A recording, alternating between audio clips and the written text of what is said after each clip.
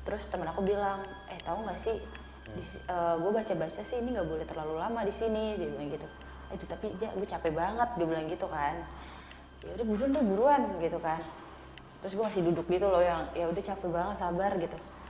Tapi nggak lama dari situ kayak panik gitu loh tiba-tiba, kayak nggak tahu emang udah kebawa panik atau gimana. Terus berdiri kan, terus tiba-tiba gue nengok sama Raja berdua, namanya Raja.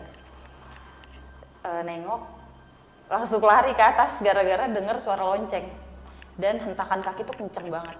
Kalau misalnya emang itu halu, bukan gue doang yang denger masalahnya. Dan gak mungkin lari berdua. Si Raja juga dengar gitu. Dan larinya bareng kan, lihatnya bareng-barengan gini, udah lari ke atas, lari itu aneh sih sebenarnya. Kayak tiba-tiba langsung ada ngeh gitu, ini suara apa? Gitu. Iya, dan pas itu sepi banget sih, emang kita cuma berdua di pos 4. Ini langkah kakinya ini seperti banyak atau satu? Satu tapi gede kayak raksasa, kenceng banget, gimana sih? Kayak raksasa, kenceng banget, gimana sih?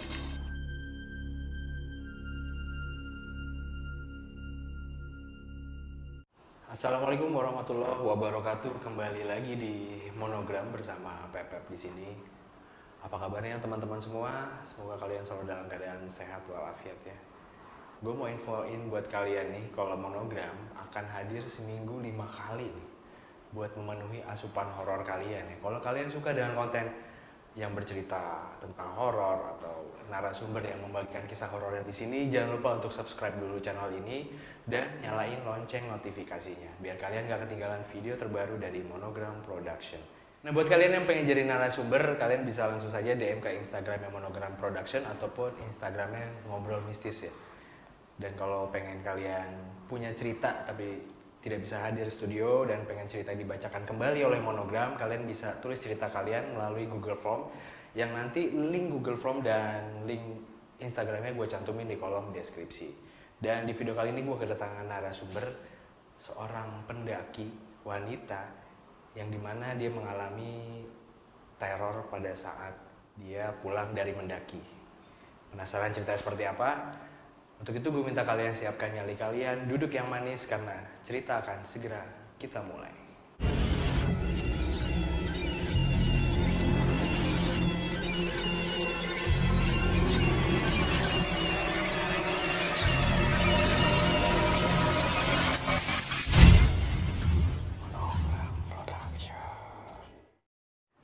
Ya kalau gitu kita langsung kenalan saja dengan narasumber kita pada kali ini, Kak Anita.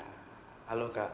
Halo. Apa kabar? Baik. Nah, kesibukannya apa Kak sekarang? Aku lagi kerja sambil kuliah. Kerja sambil kuliah ya. Jadi dua kerjaan sekaligus tuh. Dua kegiatan lah ya. Dua kegiatan. Kak boleh cantum. Boleh sebutin Instagramnya apa? Instagram aku Anissa ANRFZH. Anissa, panjangannya apa tuh? Anissa Nurfaiza. Nurfaiza. Oke, nanti linknya gue cantumin di kolom deskripsi juga ya. Nah, Kak Anissa ini akan menceritakan teror dia pada saat pulang dari mendaki. Boleh kita tahu itu terjadi pada tahun berapa, Kak? Itu terjadi pada April 2018. April 2018 ya, 4 tahun lalu ya. Nah, boleh langsung aja diceritain. Oke. Dari awal gimana? Jadi kita start itu tanggal 29 April 2018. Oke. Saat itu kita pergi dari Jakarta Barat, Kebonjeruk, naik motor berdelapan menuju Gunung Gede tapi lewat via Putri. Via jalur Putri ya? Iya. Oke. Naik jam 9 pagi, belum naik itu base campnya itu ada di rumahku. Jadi ngumpul dari 2 minggu sebelumnya kita siapin alat-alat dan apa aja larangan dan pantangannya. Oke. Karena mereka semua belum pernah naik ke Gunung Gede. Belum pernah. Belum. Ada beberapa yang benar-benar belum pernah naik gunung, ada juga yang emang sering naik gunung tapi bukan ke Gunung Gede. Nah, Kak Anissa, aku pada saat itu udah 3 kali naik Gunung Gede. udah 3 kali ya? Iya. Iya, Jadi aku sendirian yang udah pernah naik gunung. Oke, berarti ini nge-guide teman-temannya nih ya? Iya, aku ngeliderin teman-teman aku. Yes. Nah, terus saat itu kalau rules naik sama aku, jujur aku nggak mau mereka bawa barang-barang yang terlarang ataupun miras. Oke. Mau entah apapun itu alasannya. Iya. Ngangetin kah atau terlalu dingin kah? Pokoknya nggak boleh lah ya. Enggak, karena ya untuk ya mendaki itu untuk sehat menurutku. Terus aku bilang, kalian lo semua jangan bawa yang macam-macam ya. Gue nggak suka dan di gunung hati-hati loh gitu kan. Dia cuma iya doang. Ya udah iya. Jadi pas sudah naik di pos 3 udah jalan gak ada yang ngapa-ngapain, cuma ngerokok doang. Jadi ya udahlah kalau ngerokok kan. Terus di pos 3 ada yang bakar. Oke, bakar. Ya. Ada yang bakar. Terus kan aku notice dong, bentuknya beda sama rokok kan. Iya. Terus kayak, kok lo bawa sih gitu kan. Ya anget, dia bilang gitu kan. Ya kan gue gak suka, gue bilang gitu kan. Ya udah sih, udah terlanjur, dia bilang kayak gitu kan. Akhirnya aku bete gitu loh, aku ninggalin sih. Jadi mereka berenam, aku berdua ke atas duluan. Niatnya sih pengen bikin tenda juga biar mereka nggak terlalu capek. Terus udah naik pos 4 itu udah jam 5 keadaannya. Jam 5 start di pos 4 kan jam 5, di pertengahan itu jam 6 maghrib, pokoknya maghrib itu. Di handphone temanku itu ada suara azan gitu. Ada suara azan. Terus aku emang pos 4 kan curam banget ya. Pos 4 pos 5 tuh agak curam.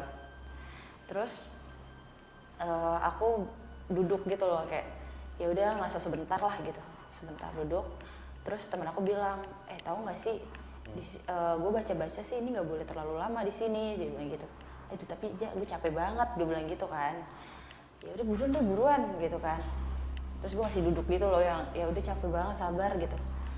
Tapi nggak lama dari situ kayak panik gitu loh, tiba-tiba kayak nggak tahu emang udah kebawa panik atau gimana.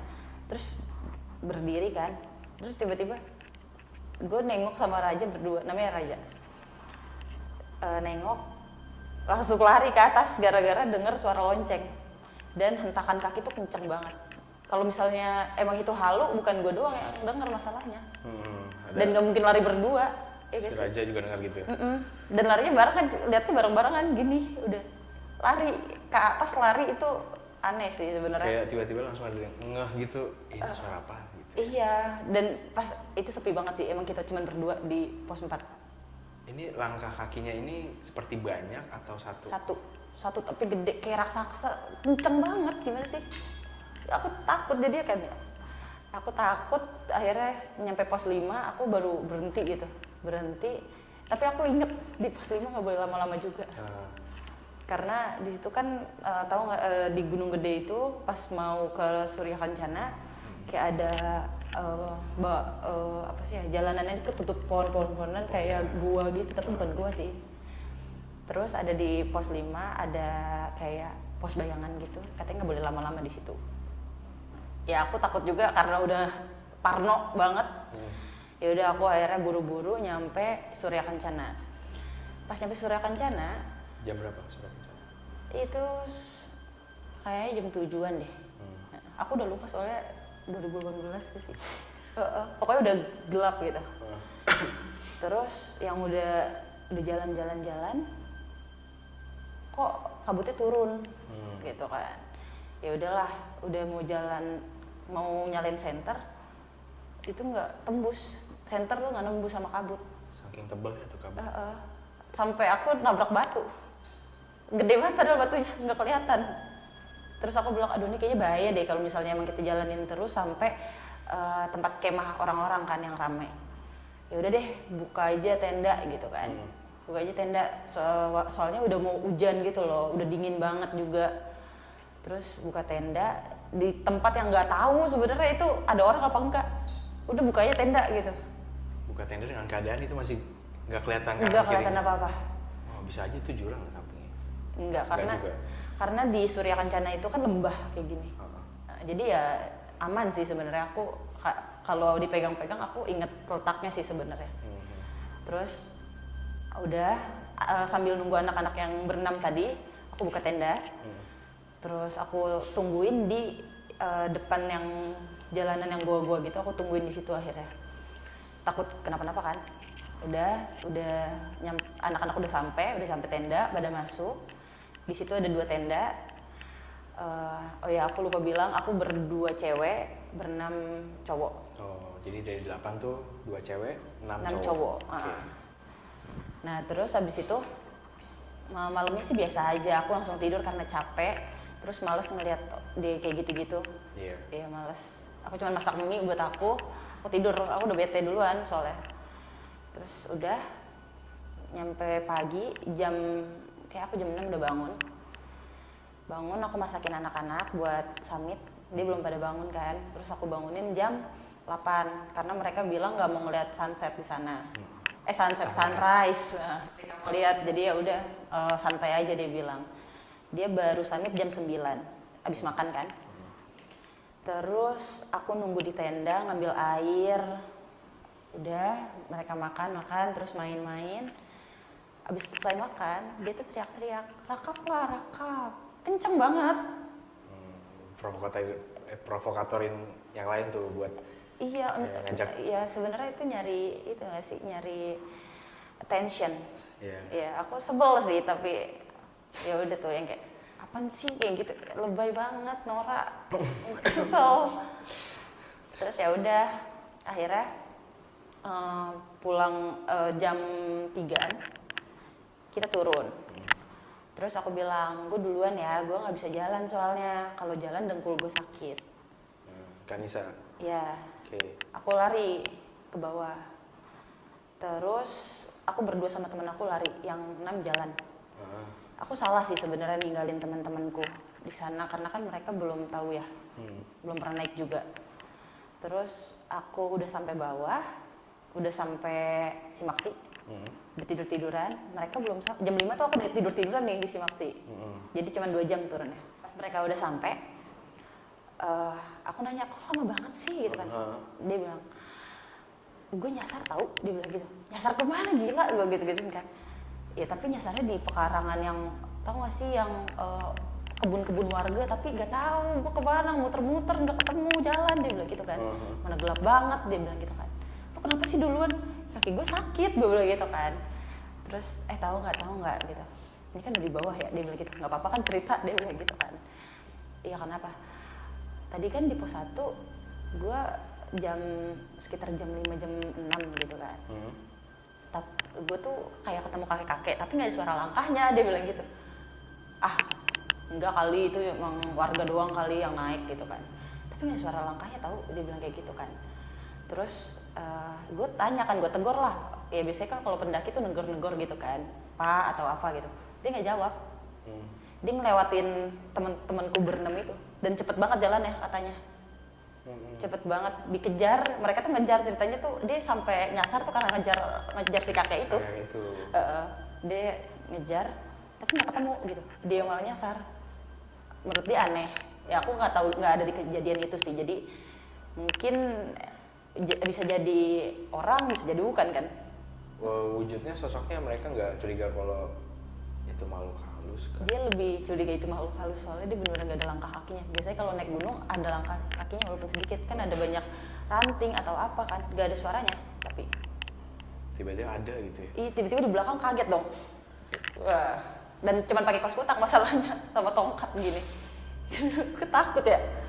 Terus udah akhirnya pulang tuh sekitar jam 11-an, pulang ke Jakarta. Pulang ke Jakarta, aku panas badannya, langsung panas. Demam. Demam. Aku pikir emang sakit karena masuk angin kan. Aku minum obat, terus aku tidurin tapi nggak tidur. Tau gak sih yang kayak aku pikir itu sleep paralysis ya. Aku pikir jadi aku kerep-kerepan. Tapi kalau biasanya emang aku sering kerep-kerepan tapi nggak ngeliat apa-apa gitu. Nah, pada saat kali ini? Kali ini aku bener-bener ngeliat nenek-nenek rambutnya dikuncir gini, rambutnya masih ada. Aku masih inget banget itu pakai kebaya kali ya, kebaya zaman dulu. Terus kayak gini duduknya gitu. Terus megangin kain kafan nih soal putih kayaknya. Kain kafan? Kayak gini-gini doang, tapi itu sampai pagi dia ngeliatin aku kayak gini doang nih. Gitu. Rambutnya dikuncir. Kanisa nggak bisa ngapa-ngapain, nggak bisa gerak, nggak bisa. Gak bisa. Aku biasanya kalau kerap-kerapan baca Al-Fatihah. Iya. Biasanya ya pakai baca-bacaan. Tapi ini benar-benar nggak mempan. Jujur ini nggak mempan. Aku lagi, udah ini gimana? Gue udah takut banget kan. Terus aku belum bilang sama orang tua aku karena aku udah sering aja kerap-kerapan gitu. Terus aku belum bilang sampai hari keempat itu nenek-nenek tetap begitu. Dan setiap aku tidur kayak gitu. Banget ya. Dan aku pada saat sampai 7 hari. Oh 7 hari. 7 hari karena aku nggak ngomong sama sekali.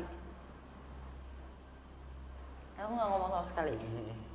Terus hari keempat, kalau nggak salah hari keempat kelima deh kayaknya. Ya hari kelima itu bukan nenek-nenek lagi, itu genderuwo kayaknya ya. Soalnya bentukannya matanya merah. Oke. Hitam banget buluan. Dan kalau kayak aku tuh ngerasa kalau aku lihat ke bawah tuh kakinya nggak kelihatan tapi gede banget gitu. Maksudnya posisinya nih lagi tidur. Tidur dia ikut tidur depan mataku begini. Posisinya nyamping. Nyamping, aku kan tidur nyamping. Ah. Dia gini. Berarti Depan. kan mukanya dong. Iya, makanya aku bisa tatap-tatapan. Share aja. Gila. Tapi ngeliat ke bawah tuh nggak ada ujungnya kakinya. Gak ada, aku ngerasa tuh gak ada. Aneh gak sih? Aku ngerasa, aduh ini kenapa ya? Udah mulai takut ya, soalnya aku suka denger kalau genderuwo tuh bisa ngapa-ngapain ya kan? Iya, Takut. terus suka jahil sama manusia. Iya. Khususnya cewek. Aku takutnya gimana kan, akhirnya aku ngadu lah sama mamaku. Mah kayaknya aku nggak bener nih, aku udah dimimpiin, bukan mimpi sih ini sebenarnya. Kayak nyata gitu ya? Kayak nyata deh gitu kan, soalnya 3 hari berturut-turut gitu kan. Ya udah, kamu kan di Karawang. Nah aku udah nyampe Karawang tuh sebenarnya. Kayak udah di Karawang, terus ya udah kalau misalnya kamu nggak bisa kesini, mama bawa foto kamu aja deh gitu ke orang pintar gitu kan. Dibawa fotonya, terus mamaku hari itu nelpon sorenya ke malam gitu. Nis, tahu nggak sih? Tahu apaan gitu kan? Kamu jangan putus deh sama pacar kamu dulu, jalan gitu. Kenapa gitu kan?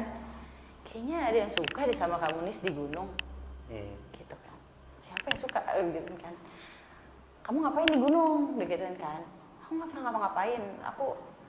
Aku selalu baca pantangan, jadi sebelum naik gunung aku tuh selalu baca gunung gitu karena ya biar nggak ngeganggu orang makhluk sana aja gitu. Iya. Terus kata mama, kayaknya ada yang suka nih sama kamu gitu. Kata namanya siapa ya lupa. Kata orang pintarnya itu, dia bilang ada sosok prajurit. Di badan aku dia tuh udah nggak bisa keluar gitu karena terlalu suka sama aku. Nah, kayak cintanya balik lagi gitu karena si prajurit ini katanya meninggal saat perang. Nah tapi dia kayak punya perempuan gitu loh, punya cewek yang udah mau dinikahin gitu. Tapi dia udah meninggal duluan jadi nggak kesampean. Nah dia ngelihat sosoknya di aku persis. Sifatnya, mukanya itu persis mirip. Dia suka sama aku, jadinya kayak dia suka dan gak bisa diambil lagi sama si. Gak bisa lepas tuh sosok prajurit ini. Gak bisa. Si siapa namanya, si orang pintarnya bilang ini kayaknya udah terlalu dalam, dia bilang gitu, terlalu jauh dia. Nggak tahu terlalu jauh apanya, aku nggak ngerti. Serem banget ya. Sampai detik ini kan? Katanya sih iya sampai detik ini, soalnya sejak saat itu, kan aku putus nih, akhirnya putus lah sama pacarku. Sejak saat itu aku 3 bulan paling lama sama cowok. Ada aja gitu. Jadi kayak dibuat apa ya susah untuk jodohnya gitu ya, Kanisa ya? Iya, soalnya dia bilang kalau kamu pikirin terus dan kamu nggak berdoa, nggak sholat, nggak apa, ya kamu bisa dibawa ke sana, bawa sama dia, dikawinin sama dia bilang gitu. Diajak ke alamnya. Atau bisa aku dibikin gak suka sama laki-laki, gak suka sama siapa-siapa gitu. Agak, dan sampai saat ini sih kayaknya, soalnya aku masih sampai sekarang gak pacaran tuh yang kayak dekat sama cowok 3 bulan, 2 bulan, tiba-tiba pergi, hilang gitu. Gitu sih. Setelah itu efeknya apa lagi gitu Kak? Yang setelah kejadian 7 hari, kan 7 hari katanya demam gitu ya? Iya, tapi pas dia bawa ke orang pintar, pintar. aku sembuh dari demamnya beneran. Itu aku nggak ngerti sih dia apain, tapi abis itu sembuh. Aku nggak minum obat apa-apa, karena males juga kan jauh dari orang tua di Karawang, nggak mau ke klinik lah, pengennya di rumah, di kosan aja. Berarti udah nggak ada gangguan lagi kayak yang sosok nenek tadi dengan Enggak. kafan genderuwo gitu. Enggak.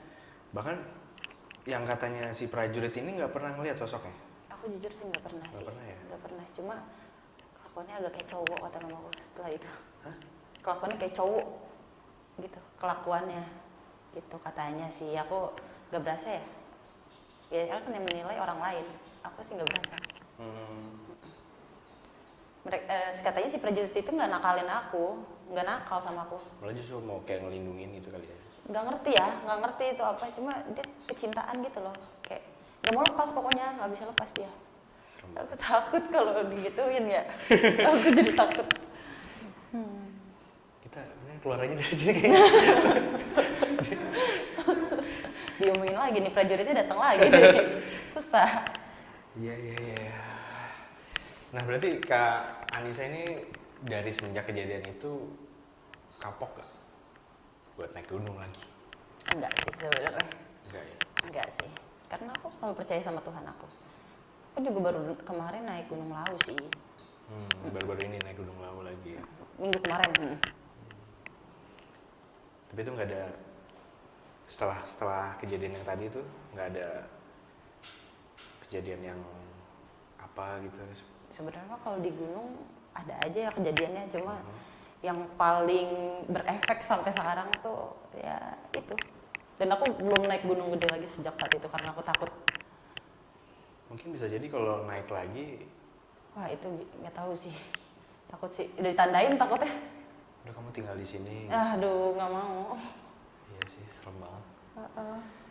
Padahal yang ibaratnya yang nakal atau bertindak kurang sopan teman-temannya Kak Anissa ya pada saat itu ya. Tapi mereka nggak ada yang ngerasain. Ya itu dia cuman diketemuin sama sosok kakek itu, sama disasarin. Itu kayaknya dia dikasih peringatan gitu iya. ya. Tapi mereka juga nggak ada yang berani naik gunung situ lagi karena dia tahu kejadian aku. Kan kayak ya udah sekarang tuh yang mereka udah nggak bakar-bakar lagi gitu. Karena gitu-gitu. Tobat langsung ya. Tobat karena aku ceritain kan ini gara-gara lo nih kejadian kayak gini gitu. Jadi kayak takut kayaknya sih. Tapi ada naik lagi sama mereka gitu ke gunung lain? Enggak. Aku punya komunitas sendiri. Kapok tuh emang. Kapok nggak berani. Mendingan sama yang aware lah sama pantangan-pantangannya. Yes. Kita harus menghargai alam. Iya benar. Dan kita juga hidup nggak hanya manusia saja, ada alam lain juga gitu ya. Berdampingan. Yes. Ya sebenarnya di gunung kan banyak banget kayak pantangannya kan banyak, nggak boleh pakai baju hijau lah. Di Gunung Lawu tuh nggak boleh pakai baju hijau katanya. Terus kalau di Gunung Lawu juga nggak boleh naik satu suara, nggak boleh naik. Kalau di Gunung Gede kan di pos 5-nya katanya ada kunti. Ada kunti, jadi nggak boleh lama-lama duduk di situ dan nggak boleh malam duduk di situ. Iya, pernah dengar itu. Nah, iya di situ kayak gitu sih. Di pos 2-nya juga ada penunggunya. Oke. Jadi ya harus aware sih sebenarnya. Betul. Itu dia dari pesan terakhir dari Kak Anissa buat para pecinta Alam. gunung, pecinta alam. Kalian harus bisa aware dengan alam kalian. Iya betul. Alam kalian. Alam lain. Nah, Kak Anissa, orang tua sebenarnya setuju nggak sih Kak Anissa naik gunung? Setuju sih, soalnya aku waktu SD salah. Lagi naik mobil arah Bogor, kan banyak bukit-bukit tuh. Nah, aku ngeliatin bukit, terus aku nanya sama mama, Mah di atas gunung itu ada manusia nggak sih, ada orang nggak sih gitu kan. Soalnya kan gelap ya, nggak ada lampu-lampu gitu. Iya. Ya anak kecil lah ya Iya. kan. Aku juga gitu lu mikirnya. Iya kan, terus yang kayak aku pengen naik ke sana penasaran gitu kan. Terus udah berlalu lah itu SMA, ada siswa lah, siswa pencinta alam. Nah, aku ikut. Nah, pertama kali ke Gunung Gede. Nah, dari situ. Awalnya sih yang kayak, capek banget nih gitu kan. Ini parah banget nih, nggak mau lagi naik gunung. Tapi sampai bawah tuh kangen naik gunung. Jadi first time naik gunung itu pada saat SMA? SMA kelas 1. Kelas 1. Dan itu begitu turun, langsung jatuh cinta tuh? Iya, langsung jatuh cinta banget sih. Udah pernah ke gunung apa aja? Yang aku ingat aja ya. Iya, yang inget aja. Gunung Gede. Oke, Gunung Gede. Terus Jawa Tengah. Aku nggak pernah naik gunung Jawa Barat selain Gunung Gede. Kenapa tuh? Karena simaksinya mahal. Oke, iya. Iya, simaksinya mahal. Terus yang kedua, aku ngeliat sih aku lebih tertarik Jawa Tengah sih, Jawa Tengah, Jawa Timur. Iya. Jawa Tengah sih yang gunungnya Lumayan cantik. ya. Aku udah pernah ke Sumbing, Sindoro, Slamet, Prau, Lau, Merbabu. Udah segitu aja sih. Kalah kita. Saya belum pernah naik gunung sama sekali. Oh iya. Ya, kecuali ke Gunung Agung. Nyari buku. Aku pikir di Bali, Gunung Agung. Ternaik kapan-kapan, cobain. Boleh nanti lagi. Atau teman-teman penonton semua yang pengen ngajakin Kak Anissa, bisa tadi langsung ke Instagramnya mau ajak naik gunung bareng gitu ya. Ya, boleh. Ya. Ntar kita obrolin lagi. Ya. Oke, kalau gitu terima kasih untuk Kak Anissa waktunya. Semoga tetap sehat selalu dalam pendakiannya. Amin. Dan semoga tadi yang prajurit tadi ya pelan-pelan mungkin bisa lepas ya. Amin. Amin, kita doakan bersama. Yaudah, mungkin sekian episode kali ini. Buat kalian yang pengguna Spotify, jangan lupa mampir juga di Spotify-nya Monogram Production di Ngobrol Mistis. Terakhir gua Pepep dan Kak Anissa undur diri. Assalamualaikum warahmatullahi wabarakatuh.